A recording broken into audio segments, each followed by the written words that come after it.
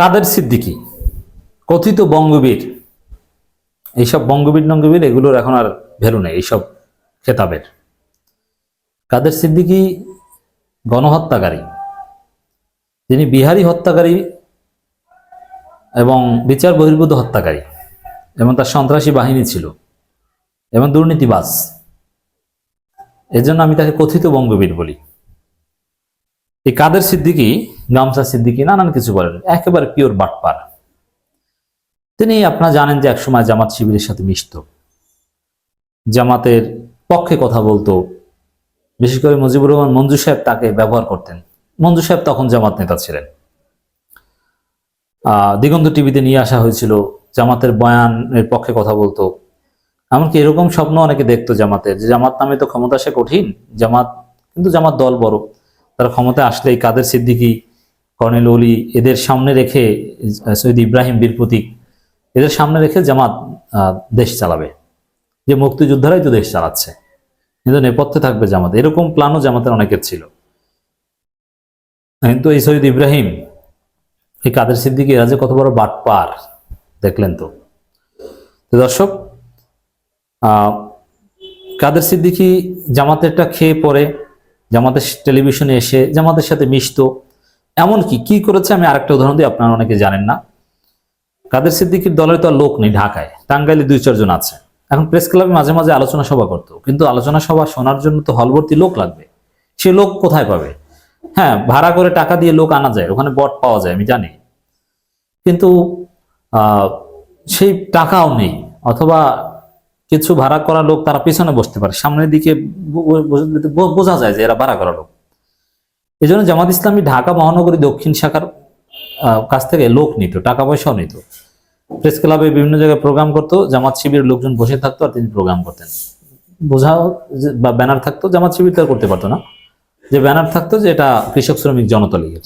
তো এইভাবে এই হচ্ছে কাদের সিদ্দিকীর ইতিহাস। টাকা পয়সাও নিয়েছেন, কোন জায়গা কার কাছ থেকে টাকা নিয়েছেন আমরা সব জানি। হঠাৎ করে কাদের সিদ্দিকী যখন দেখলো যে না, এই জামাত আর ঘুরে দাঁড়াতে পারবে না, এই জামাতকে শেষ করে দিয়েছে আওয়ামী লীগ, অতএব আমার যদি রাজনৈতিক প্রাসঙ্গিকতা রাখতে হয় আমার কেবলা পরিবর্তন করতে হবে। তারপরে জামাতকে ছেড়ে দিয়ে তিনি আওয়ামী লীগের পিছনে ঘোরা শুরু করলেন। এক পর্যায়ে ডক্টর কামালকে পীর মানলেন, এরপরে হাসিনার পিছনে ঘুরেছেন, হাসিনার সাথে দেখা করেছেন, বোন অমুক তমুক কত কিছু, আওয়ামী লীগের পোস্ট নেওয়ারও চেষ্টা করেছেন, কৃষক শ্রমিক জনতা লীগ বিলুপ্ত করে আওয়ামী লীগের ভালো পথ পেলে সেখানে যেতেন, অনেক চেষ্টা করেছেন, কিন্তু কাজ হয়নি। শেষ পর্যন্ত এই কাদের সিদ্দিকীর বোন তো পালিয়েছে। এখন আর কি করবে? এখন আবার ওই জামাত শিবিরকে একটু পাম দিচ্ছে, আমার কাছে মনে হয়। এটা কাদের সিদ্দিকীর একটা বক্তব্য, জামাত বাস স্ট্যান্ড বাজার দখল করে চাঁদা ওঠায়নি কাদের সিদ্দিকী, মানে জামাত ভালো। এটা জামাতের সাথে খাতিল বাজানোর একটা ধাপ, সামনে আরো পাম দেওয়ার মতো কথা বলবে, কিন্তু জামাতের লোকজন অনেক মেজুর হয়ে গিয়েছে। এখন এইসব কাদের সিদ্দিকীদেরকে জামাত গুনবে না, জামাত এখন নিজেরাই 100।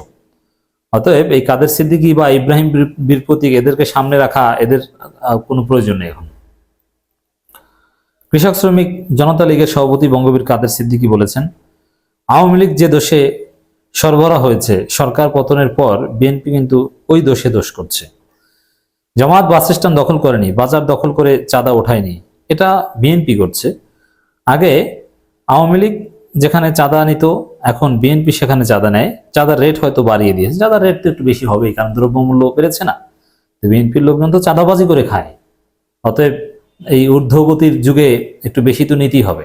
আওয়ামী লীগের লোকজন 100 টাকা চাঁদা নিয়ে যা কিনতো সংসারের জন্য, বিএনপির লোকজন তো সে 100 টাকা চাঁদা নিয়ে ওই পরিমাণ জিনিস কিনতে পারে না, 120 টাকা লাগে, এই জন্য একটু বেশি রেট নিচ্ছে। কথা ঠিক, এটা তো সবাই জানে, কিন্তু এখানে কথাটা বলতে শুধু আওয়ামী লীগ বিএনপি টেনে আনলেই হতো, বিএনপির চাঁদাবাজির কথা বললেই হতো, কিন্তু জামাতকে ক্লিন সার্টিফিকেট দেওয়ার তো প্রয়োজন ছিল না। এটা হচ্ছে জামাতকে পাম দেওয়ার উদ্দেশ্য, যে বিএনপির বিকল্প হিসেবে জামাতকে দাঁড় করানো, জামাতকে একটু প্রলুব্ধ করা, যে দেখো আমি তোমাদেরকে কি সার্টিফিকেটটা দিয়ে দিলাম বিএনপির বিপরীতে, অতএব আমাকে একটু সুযোগ সুবিধা দাও, আমি তো এখন একেবারে নিশ্চয় হয়ে গেছি, আমার আপা নেই, পুরোনো দিনের বন্ধু, আমাকে আবার নাও, এরকম একটা ভাব হতে পারে। আরো নানান কথাবার্তা বলেছেন।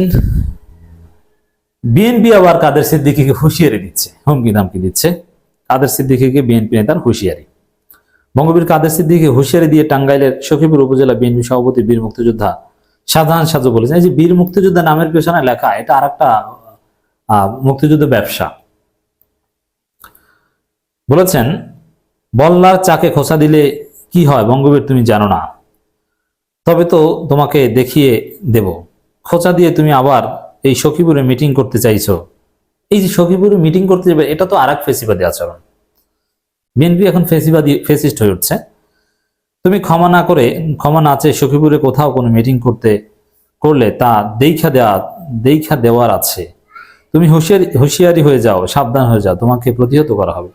ঠিক আছে, হাসিনার দালাল হিসাবে যদি প্রতিহত করতে চায় করুক, কিন্তু এই কথাগুলো কেন? এগুলো হচ্ছে ওই যে বিএনপির চাঁদাবাজির বিরুদ্ধে বলেছে, এই কারণে। তো বিএনপির চাঁদাবাজির বিরুদ্ধে বললে বিএনপি খেপে যায়।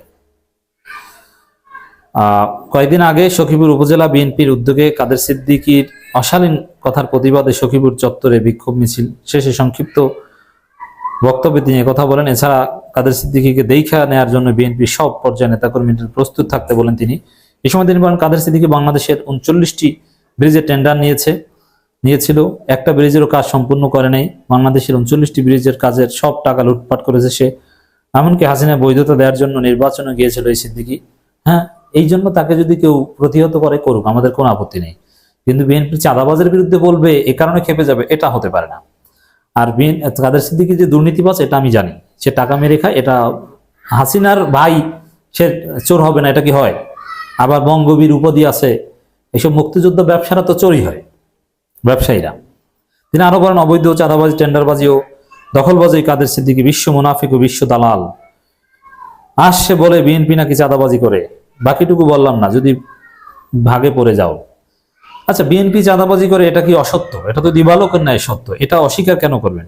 বরং বিএনপির ভালো নেতা যারা, আপনারা যদি ভালো হয়ে থাকেন, সৎ হয়ে থাকেন, তাহলে বিএনপি যারা চাঁদাবাজি করে তাদের বিরুদ্ধে ব্যবস্থা নিয়ে দেখিয়ে দেন। আপনি অস্বীকার করেন কেন? বিএনপি চাঁদাবাজি করে, এটা তো ওপেন সিক্রেট।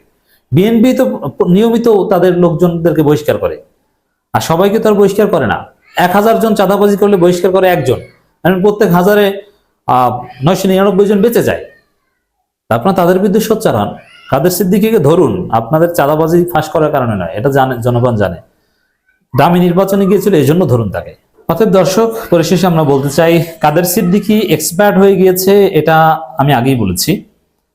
2018 সালে কামাল হোসেনকে পীর মানার পর থেকেই কাদের সিদ্দিকী এক্সপায়ার্ড। কাদের সিদ্দিকীর কোনো রাজনীতি বাংলাদেশে নেই। যতদিন পর্যন্ত ওই জামাত তাকে একটু আশ্রয় প্রশ্রয় দিত, দিগন্ত টিভিতে জায়গা দিত বা ইত্যাদি ইত্যাদি, নয় দিগন্ততে কলাম লেখার সুযোগ দিত, ততদিন পর্যন্ত কিন্তু কাদের সিদ্দিকীর একটা প্রাসঙ্গিকতা ছিল। তিনি কি বলেছেন বা কি বলেন নাই, এটার একটা গুরুত্ব ছিল। তারপরে তিনি গালাগালি কিংবা জনগণের সমালোচনা বস্তুতে পরিণত হয়েছে। কাদের সিদ্দিকী ডেড মাল, এদিকে কিছু হবে না।